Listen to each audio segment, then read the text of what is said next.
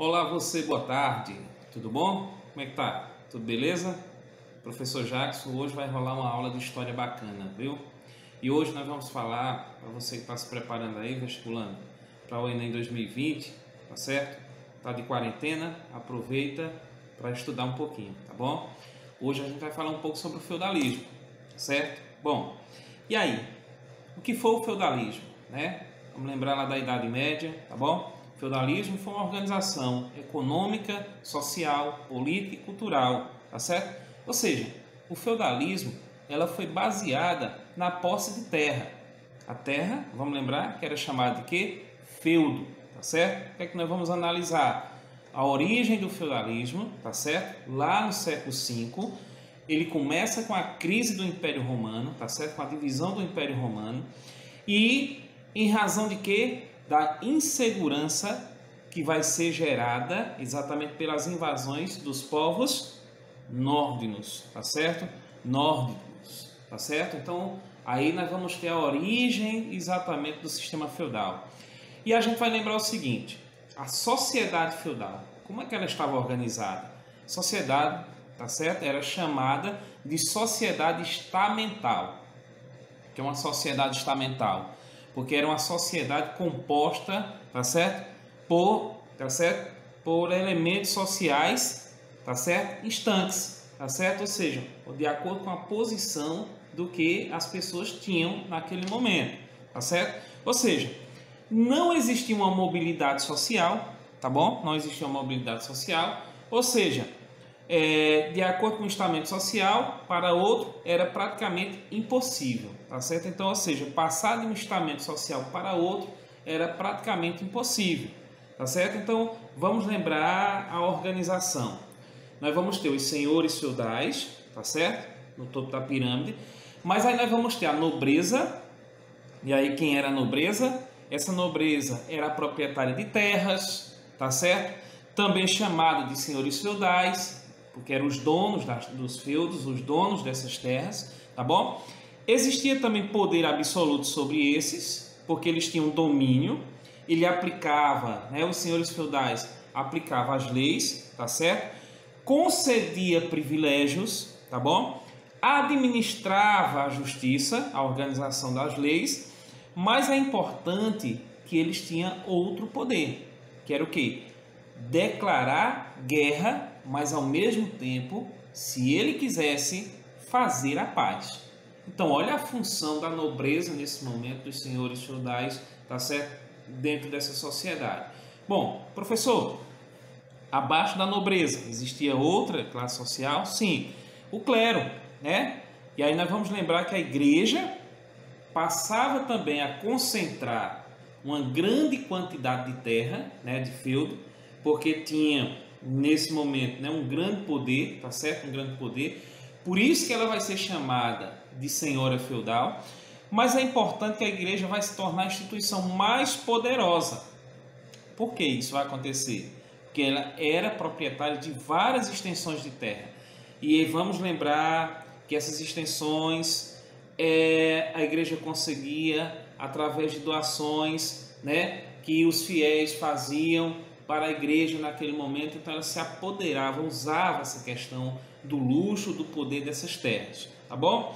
Olha só, cada membro da sociedade tinha uma função a cumprir, né, durante o feudalismo, que cada membro tinha que cumprir uma função. Por exemplo, a função do nobre era o quê? Proteger, tá certo? Militarmente a sociedade.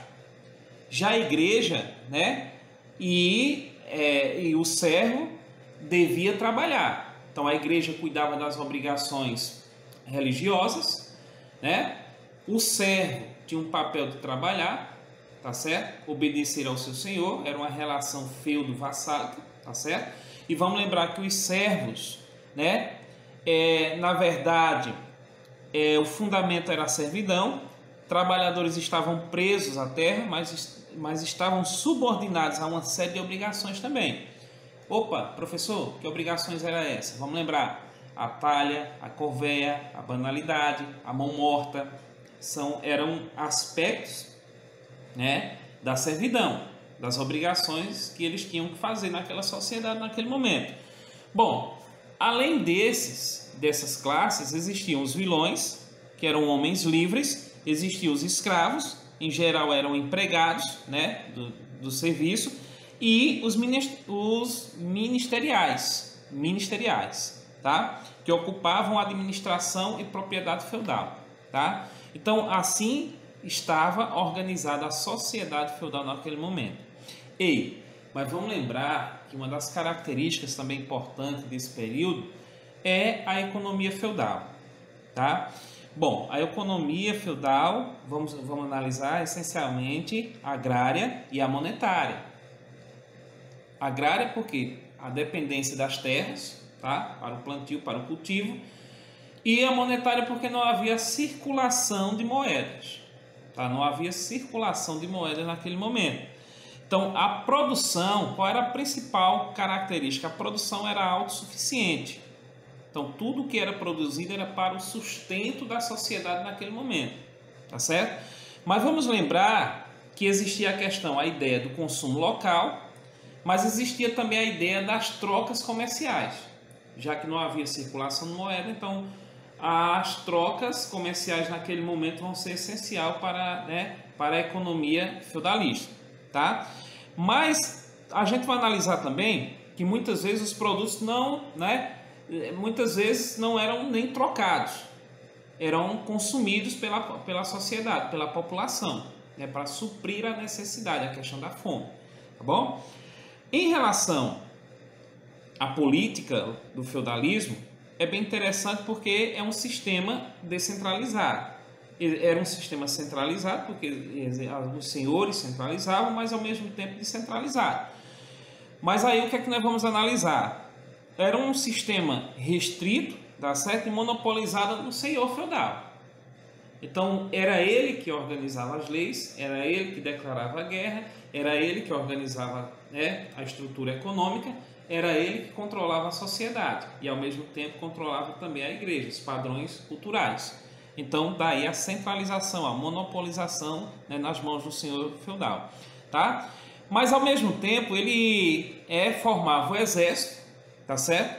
Particulares construíam castelos, tá certo? Fortificados que as muralhas, né, desses castelos que eram construídas justamente para proteger, né, de invasões, tá certo?